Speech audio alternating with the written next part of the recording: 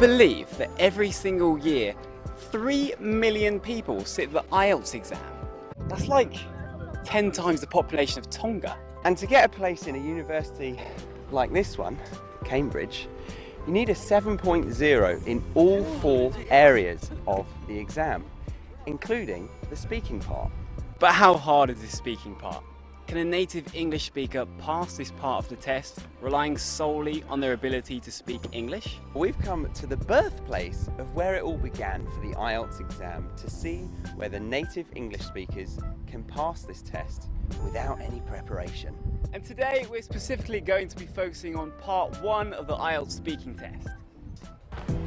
So let's go find some people of Cambridge and put them to the test. For this video, we have teamed up with a language learning app called Cambly because we think they provide a really great and innovative way for you to turn downtime, which is time where you're not active, you're not working, into productive speaking practice. Imagine one day you are just sitting in the park admiring the Queen's lovely swans, but you don't have anyone to talk to and you want to practice your English. One thing you can do is get this app onto your mobile telephone, and all you need is connection to the internet, and you can connect with native English teachers from all over the English speaking world at the click of a button. So this app is brilliant for people who are really busy. It's available 24/7 and it means that you don't have to plan your lessons ahead of time. So if you want to give Cambly a go for free, then use the link in the description box below and you'll get 15 minutes of credits given to you. And then if you really like it, you can sign up to any of their plans and you will get 10% discount on us. But make sure you do that quickly because you only get 2 weeks from now to get that 10% discount. So enjoy that and let's get back to Cambridge. Did you study art at school? No, I did not. No. What is the weather like today? Very, very hot. Yes, it is. Where is your hometown? My hometown is Manchester, and I come from Middleton in Manchester. Yeah. Do you like art? No, I do not. No, I've got no interest in art at all. How could your hometown be improved? It could be improved by having an ice rink all year round. Look who we've bumped into! It's Hello Chris! everyone. Nice to see you all. Do you ever work or study in the evening? Well, it depends really on what's going on at work. Sometimes the school where I work have evening activities, in which case I'll need to hang around and help out with those. But in general, no, I get off around 5 p.m. Let's take a quick coffee break because these guys are not doing particularly well so far, and if they carried on in this fashion for the rest of the test, they would most likely fall short of a 7.0. This is because their answers are not long enough, they're not paraphrasing the questions, and there's not much interesting language being used, all of which are key for a high score in part 1. So we decided to give them a few tips to see if they can improve their scores.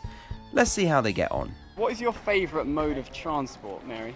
My favourite mode of transport would be a horse.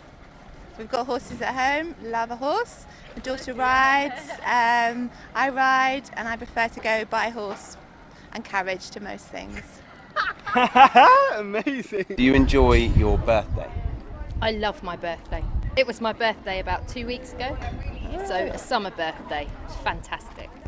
We went to Hunstanton, which is a beach, seaside town, not far from Cambridge, my hometown.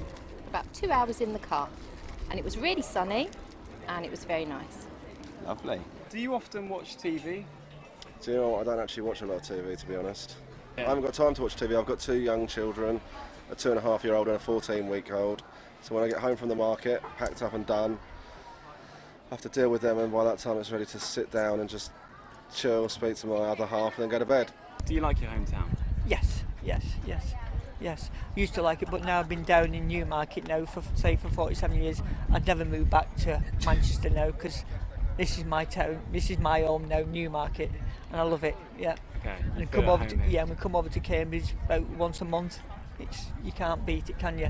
It's beautiful. Yeah, beautiful. It's so beautiful. Beautiful place. I agree. Do you do the same things in the evenings now as you did when you were a child?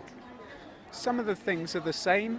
I still enjoy watching some comedy programs on TV, but some things have changed. For instance, nowadays I'm much more into learning foreign languages, so I'll spend at least an hour catching up on some French or maybe even German these days. How did you get here today? Today we came via a car on the road, Alice's car, my daughter's car. We came for about an hour and a half it took us to get here. Yeah. Did you enjoy your childhood? Yes, I grew up in London. I was the oldest child of 3. I lived with my parents in a house on the outskirts of London. I went to school there. Yes, it was a nice, happy childhood. What's your favourite food? In terms of food I enjoy the most, it's got to be traditional British sausages. They're not everyone's cup of tea, but for me as a real English guy, there's nothing better. And what's your favourite TV programme? That's my favourite TV programme currently. Yeah. I'm watching a thing on Netflix at the moment actually, which I'm quite into, but I don't know if it's very good, but I'm watching a programme called Safe. I've only watched 2 episodes, so I'd say I'm into that at the moment. Other than that, I don't really watch a lot, as I say. I sometimes get persuaded to watch a bit of Emmerdale. So that's my girlfriend's cup of tea, but other than that, I don't really watch a lot. Where do you usually buy your clothes? You mean where I usually go shopping to buy things to wear? I usually go to most of the big shops in Cambridge. We've got some shopping malls. I'll go in a shopping mall. I like to have a really good look around the shops before I decide what I buy. Are you a happy person? I like to think of myself as a happy person, yes. If the sun is out and the weather's good, then I'm as happy as anyone. But I'm not always happy, and if it's raining or it's snowing, then that tends to affect my mood as well. So after a disappointing start, our native speakers have ended on a high, and they've all been able to get a score of 7.0 or above. Well done them. Do keep in mind that an IELTS examiner would need more time to evaluate somebody's level than what we showed today. And for that reason, they give you an overall mark from all 3 parts of the speaking exam and would never give grades based on just part 1 like we did today. Meaning, if you were to do badly in part 1, you could still get a high score by performing better in part 2 and 3.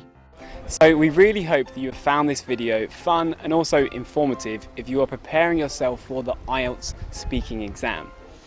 As we can see, it's difficult even for native speakers. If they don't have the right strategy and techniques in place to tackle these questions, they are difficult.